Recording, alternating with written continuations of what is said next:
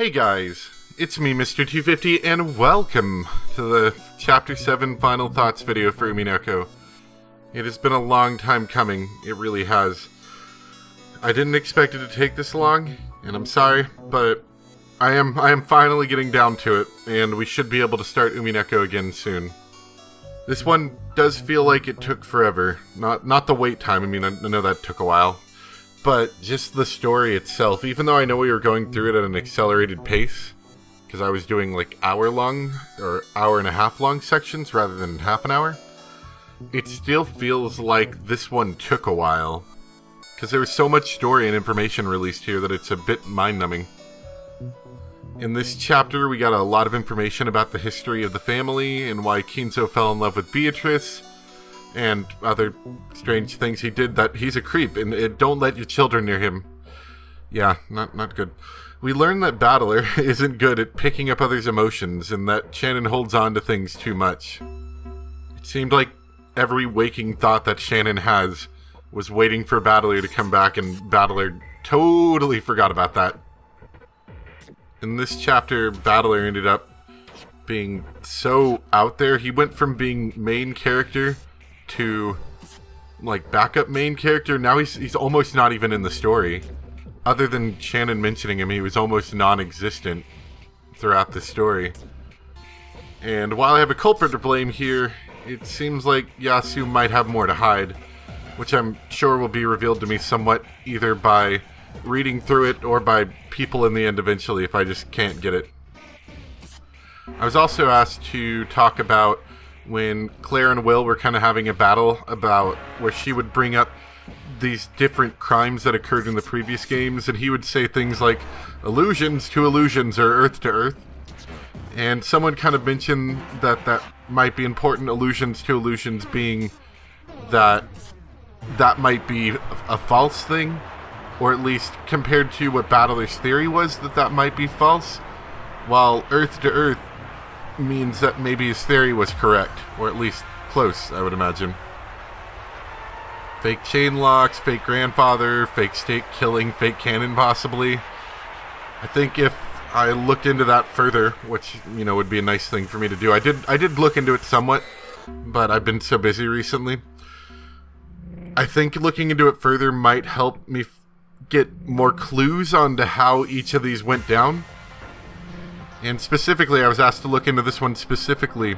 It's mentioned in the room near when they're getting to finish talking about the first game, that the room that Maria is in, with the dead people lying near it, was a risky game.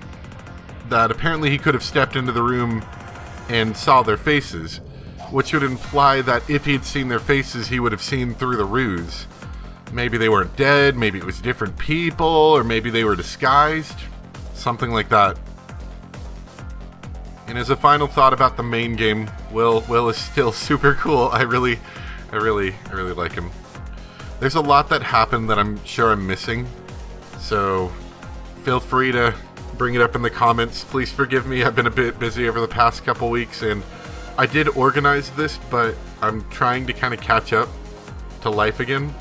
So I didn't want to sink more than maybe like an hour, or maybe two, into building my thoughts for this episode.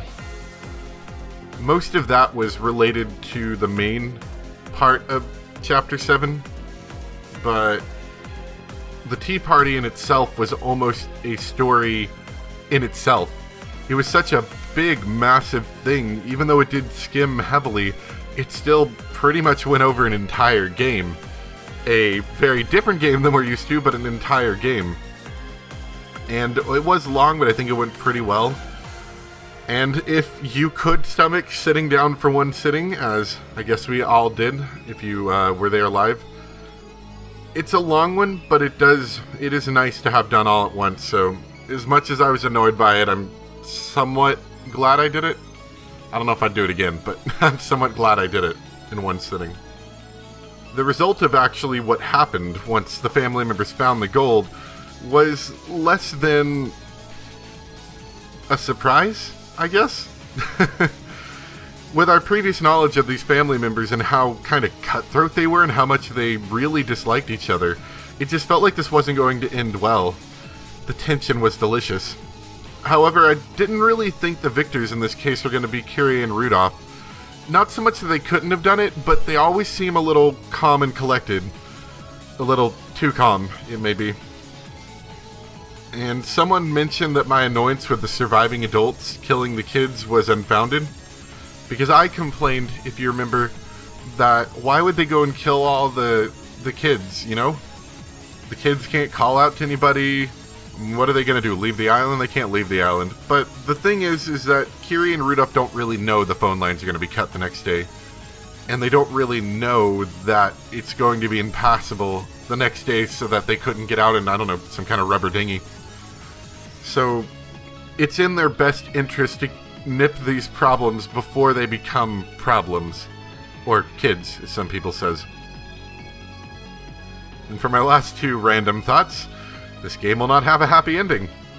Well, if I've been looking forward to that, which I kind of figured it would round itself off into something fairly agreeable, that apparently is false. And Kyrie is a monster. The depths of her black soul are, I think, just barely showing here. And that's kind of insane if you think about it. She's just kind of showing a little bit of her true self with that final confrontation between Natsui and Kyrie. This is obviously something that's been festering in her for years, but she's really not let it out much except for right now, I feel. And I imagine that's not the only darkness in her heart, so it's probably not a great person to leave your kids with, especially if your kids have a lot of money. And that's all the thoughts I really have. I did want to bring up, people have been asking me to take a look into the manga, saying, you know, it'll help me figure some stuff out, or, you know, it'll kind of give me a little, you know, a better experience with what's happening. And I've had just about as many people telling me to look at it as people telling me absolutely to not look at it.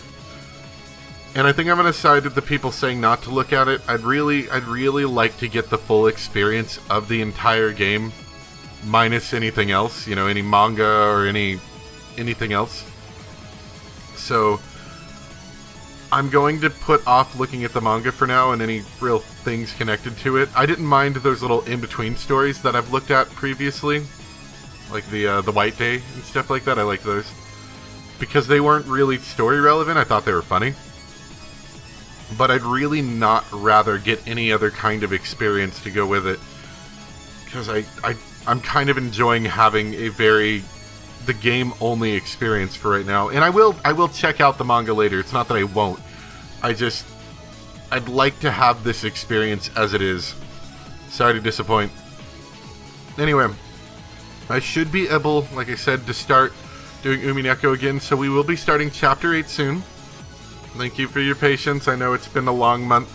It's been a bit of a month for me as well. But hopefully, regular scheduled programming should be back soon. And we can get into the final chapter episode. Anyway, thank you guys very much for listening.